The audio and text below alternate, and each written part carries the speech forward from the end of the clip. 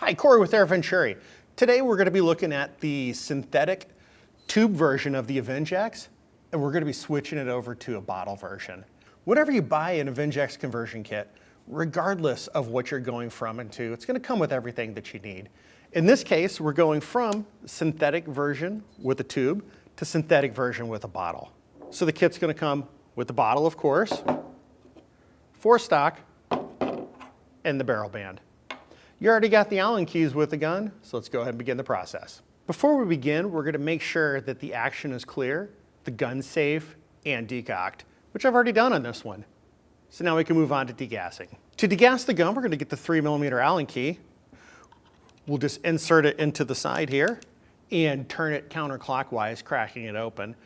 If the gun's full of pressure, it can take up to a couple minutes to fully degas. You can hear it going as it goes. This one's already been degassed. But to verify it, you are going to check the gauges and make sure that they are down to 0. If the regular gauge isn't, you're going to dry fire the gun a couple times to make sure that it's fully clear. Now that you've verified that the gun's clear, both gauges are reading 0, we can go ahead and get to work and swapping this out. To begin the process, we need to take the stock off, and we'll start with a 4mm Allen key and the 2 trigger screws. I'm going to crack these loose. Go ahead and pull them all the way out.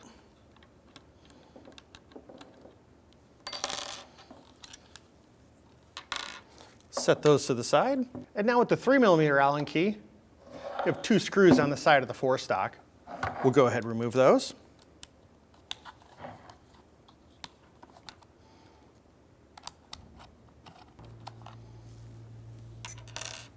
Finally, we'll locate the large hole in the Picatinny rail, get the 2.5mm Allen key, insert it in there. We're going to start loosening that up.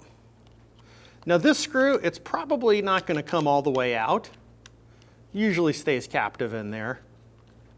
It's all right, and the stock's going to come loose as this is coming off.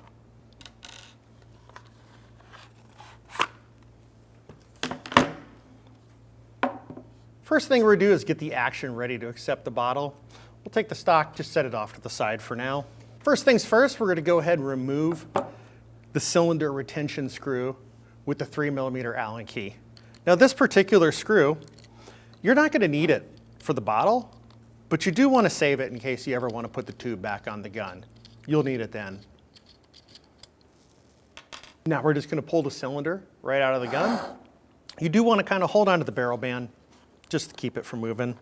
Just going to give it a really good pull here.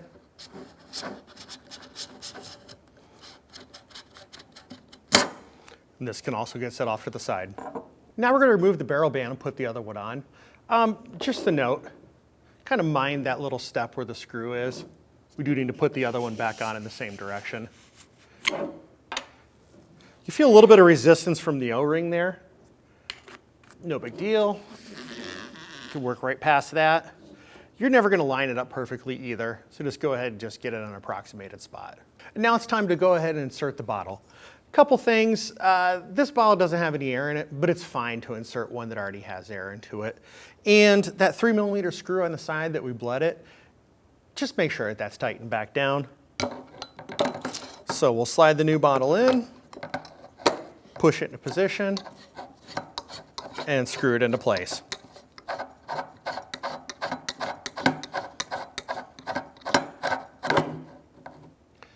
Now that the action's converted over to the bottle version, time to convert the stock. So we'll take the forestock, slide it right off, get the bottle version of the forestock, line it up, slide it into place, ready to put it back on the gun. Now it's time to reinstall the stock. Just note as you're doing so, this little ledge in the back, it's going to have to clear the back of the action. So I think it's a little bit easier to kind of put it back a little bit and slide it down into place. And now we'll slide the barrel band into place. So, might take a little bit of wobbling to get it down to position, but eventually you'll feel it fall right in. Once we have that barrel band position right, we're going to get the 2.5mm Allen key and start snug it down in the front. From there, we'll work our way back.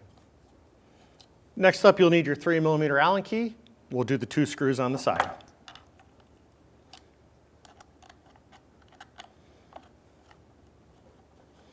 Now you're not going to want to fully tighten these down just yet.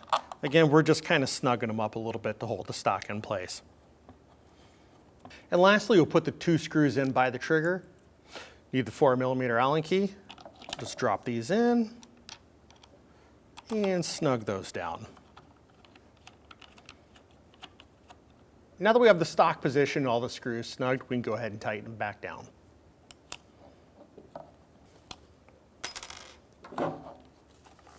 This gun's ready to be filled and to go out to the range.